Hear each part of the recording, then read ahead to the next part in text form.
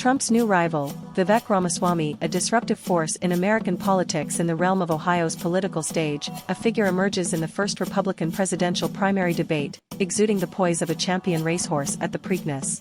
Hailing from Cincinnati, the hometown hero, Vivek Ramaswamy, captures attention as a suave and self-assured newcomer, possessing all the magnetism and charisma reminiscent of Harold Hill, the silver-tongued traveling salesman from The Music Man. Much like Hill, who aimed to deceive the unsuspecting citizens of River City, Iowa, Ramaswamy navigates the small-town circuit with his rapid-fire rhetoric, offering persuasive truths and shaking hands with the good folks of Iowa, securing a respectable second or third place in the state's GOP caucuses.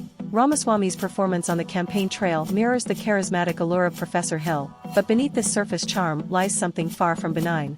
Beneath the glossy exterior of this 38-year-old showman, adorned with a hat boldly stating truth, lurks an authoritarian mindset. A former biotech tycoon of considerable wealth, who finances his audacious presidential quest, presents himself as a charismatic millennial extrovert. A breath of fresh air in a field populated by uninspiring political veterans. What could be amiss? It turns out, quite a lot. Ramaswamy scoffs at the notion of imminent and accelerating global warming, disregarding the exponential rise in temperatures, extreme floods, wildfires, and unprecedented heat waves. July marked the hottest month ever recorded on Earth. He waves off these calamities as mere religious convictions rather than scientifically grounded concerns.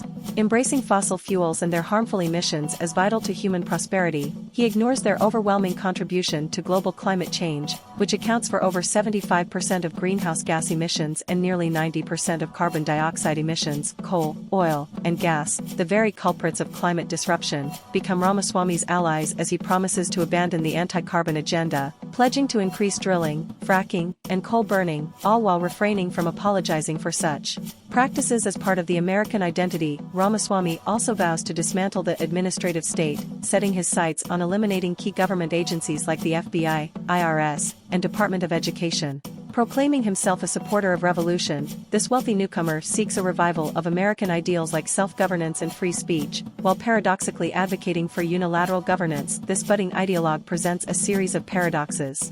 While positioning himself as a voice for young voters, he suggests disenfranchising most of them by raising the voting age to 25. Only those who complete military or first responder duty or pass a civics test at 18 would be allowed to vote, effectively sidelining millions of Gen Z voters who tend to lean Democratic. Ramaswamy eagerly joins the anti-woke rhetoric popular in right-wing circles. He criticizes diversity and characterizes new secular concepts like COVIDism, climatism, and gender ideology as threats to faith, patriotism, and hard work. He claims that the spirit of e pluribus unum, out of many, one, has been tarnished by pluralism and left-wing ideology, leading to a perceived national identity crisis. This practicing Hindu presents his set of certainties on the campaign trail, including a belief in the reality of God, with various manifestations, and a binary view of gender, a strategy sure to appeal to evangelicals. Ramaswamy tackles issues like open borders and parents' rights in education, echoing familiar right-wing narratives.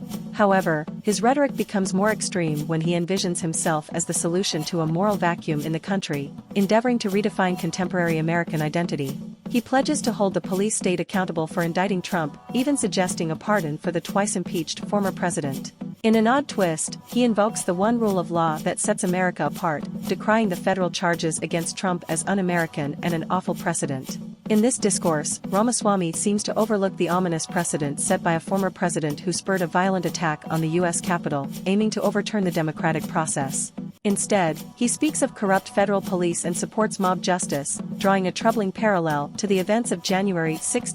As Harold Hill's performance in The Music Man came to an end, so too seems to be the dwindling time for Ramaswamy's 15 minutes of delusional narcissism and alarming extremism.